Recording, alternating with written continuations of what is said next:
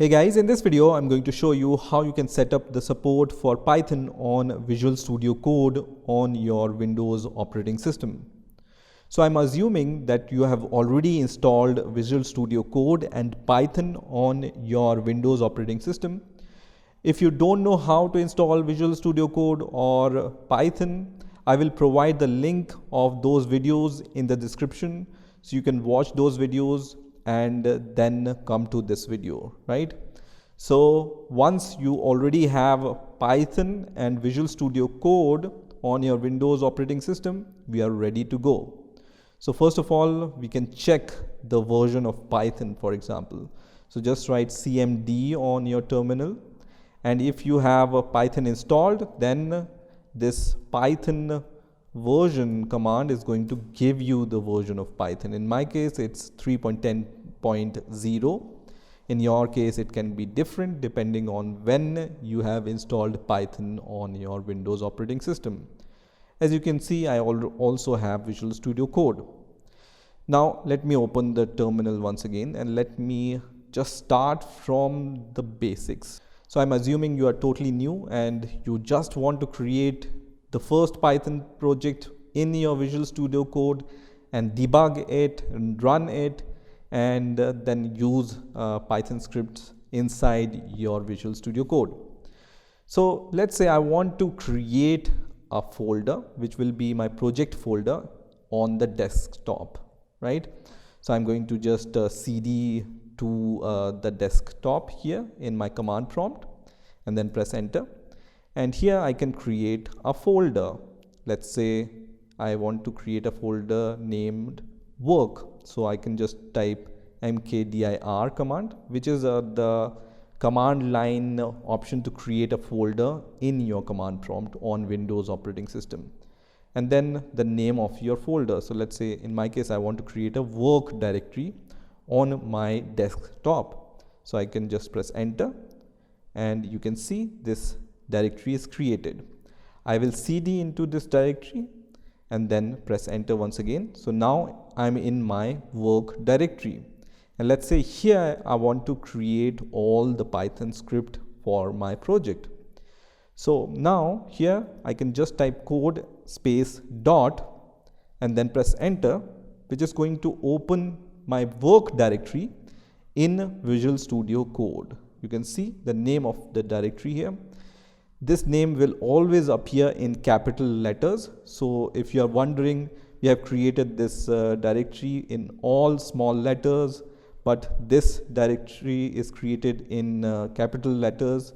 Here on Visual Studio Code, you will always see the directory name in all capital letters. So now let's create a Python file. You can create a Python file by just right-clicking on the Explorer here, or you can click on this option which says new file, or you can create the file by just clicking on the file and then click on new file. So whatever option is easier for you, just use that option and then just create your Python file.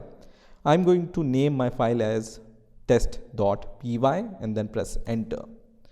Now as soon as I create a Python file, Visual Studio Code is going to recognize that I want to create Python projects or Python scripts, and it's going to give me the suggestion for installing the extension for Python. You can see, do you want to install the recommended extension for Python? You can click on the install button, which is going to install the support for Python. Otherwise, what you can do, you can click on the extensions icon here, and then it's going to show you the list of all the popular extensions, and you can also search for the extensions. So let's say I want the Python extension. So I will type Python here, and it's going to show me all the extensions related to Python. Now you will also see these options are sorted by their popularity, right? So you can see the number of downloads for this first option is 48 million, then 3.8 million, then 2.6 million. So I'm going to select the first option because it's mostly used. Here you can see who has developed this extension. So it's developed by Microsoft. That's good because Visual Studio Code is developed by Microsoft. So this will be the best extension for the support of Python. And then I can also see the ratings here and the number of downloads. Once again, I can click on the install button, which is going to install this extension, which in turn is going to add the support for Python in Visual Studio Code. So once this extension is installed, you will be able to see these two options here. You have the option to uninstall this extension, and you have the option to disable this extension. So if in future you want to develop, let's say Java or some other language, you can maybe disable Python support or totally uninstall it using these two options. You can also just scroll down and read how you can use this extension, right? So once this extension is installed, then we are ready to write some code. Also, you will observe, so let me just move to the Explorer. You will observe here your Python interpreter, right?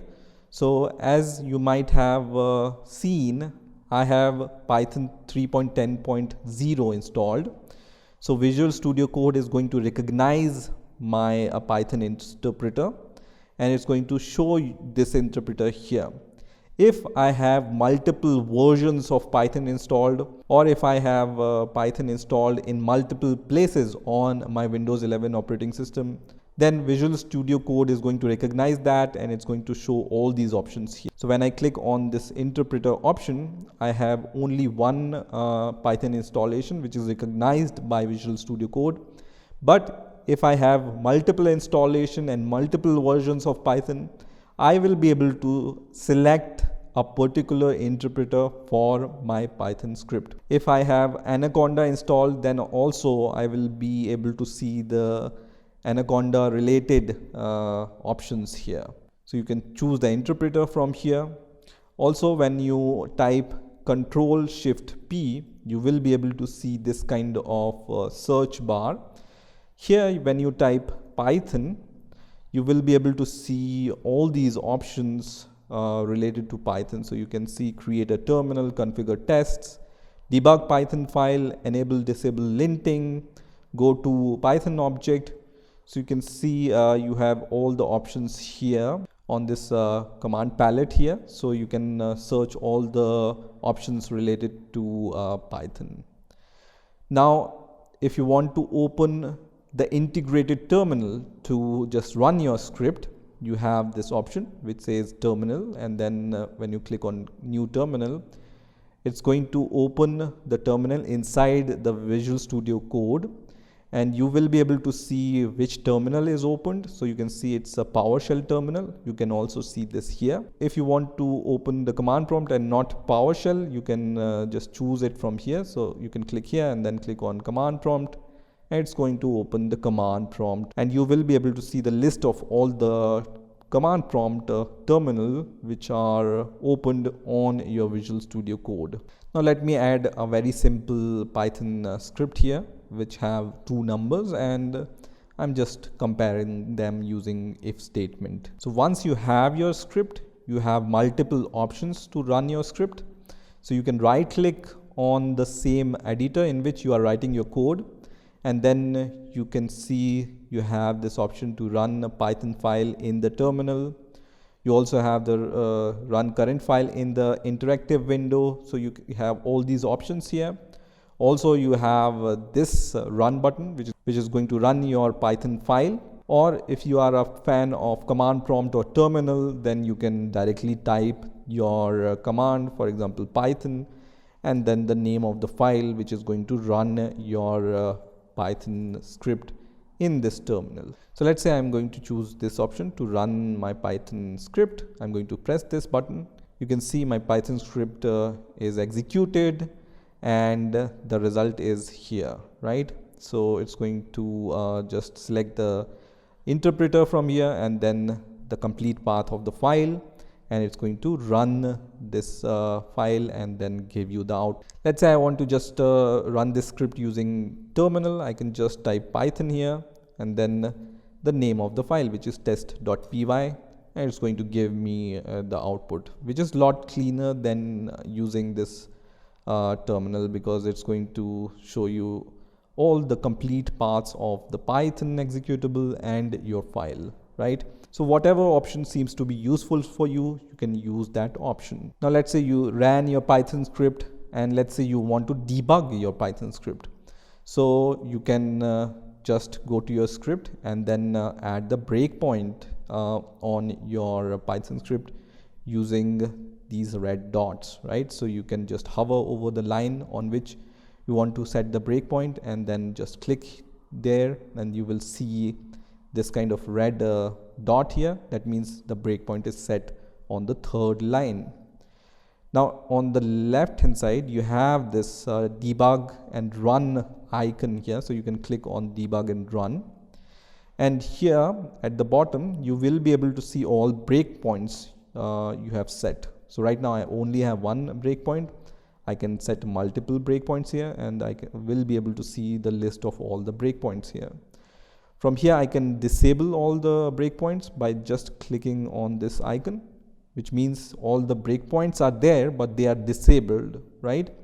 If I want to remove all the breakpoints, I can click on the remove all breakpoints icon here, and it's going to remove all the breakpoints. So let me add the breakpoint once again. Now for the first time when you are debugging your Python script, when you click on the debug icon here, you will see this run and debug button here, and also you will see this option which says to customize run and debug. You can create a launch.json file.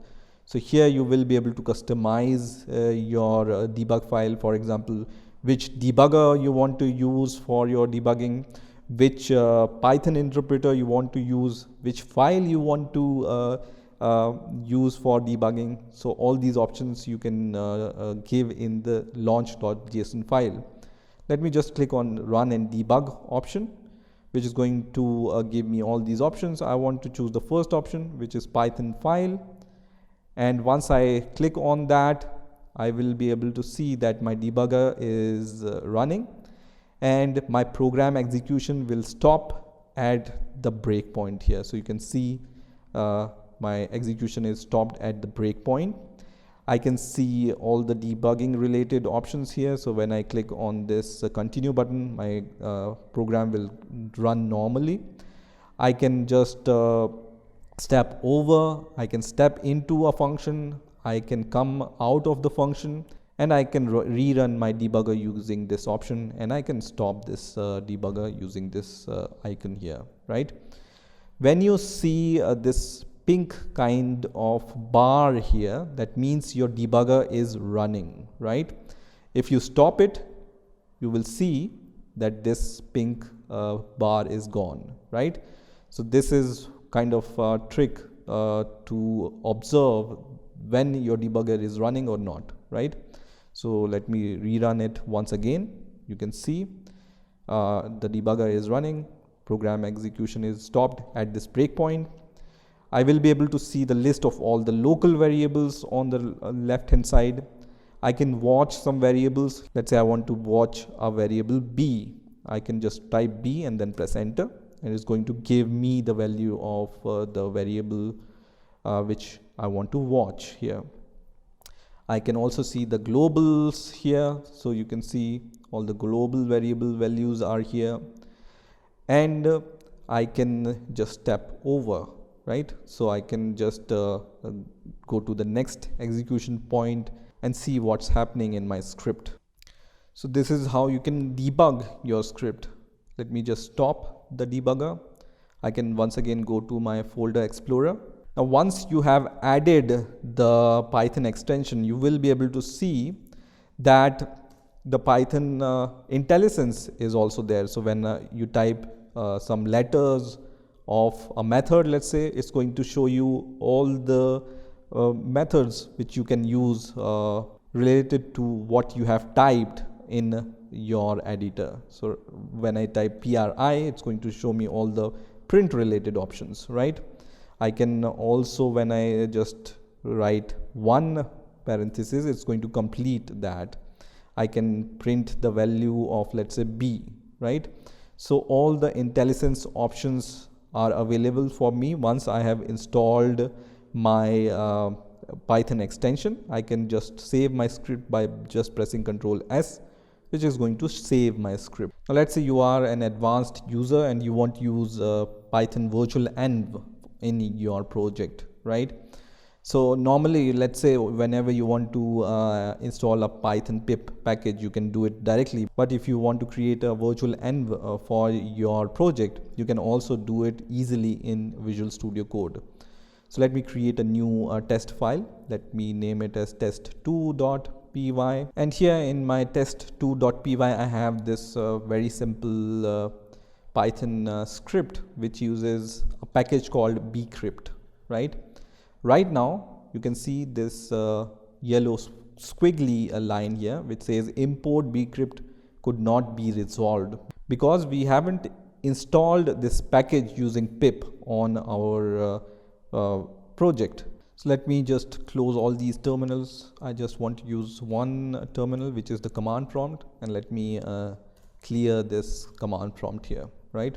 So in order to create a new virtual environment, you can type this command. So Python -m, then venv, and then env, and then press enter, which is going to create a new virtual env for us. And you will be able to see this warning which says, we noticed a new virtual environment has been created. Do you want to select it for the workspace folder? So when I choose yes here, see what happens. So when I choose yes, you will be able to see this virtual env is listed here. So with my Python interpreter, this env is also visible. You can see env venv, right? So now I can choose between the virtual env also from this interpreter list. Okay, so you can choose your virtual env also. So to activate this virtual env, I can give this command and then press enter, which is going to activate my virtual env, and you will be able to recognize using this. So if you see the name env here, then you have activated the virtual env. So if you see the name of your virtual environment, that means it's activated. And then we can just install this pip package here. So I can just write pip space -q install bcrypt, which is my package which I want to install. And once I have installed this package, you can see the squiggly line is gone.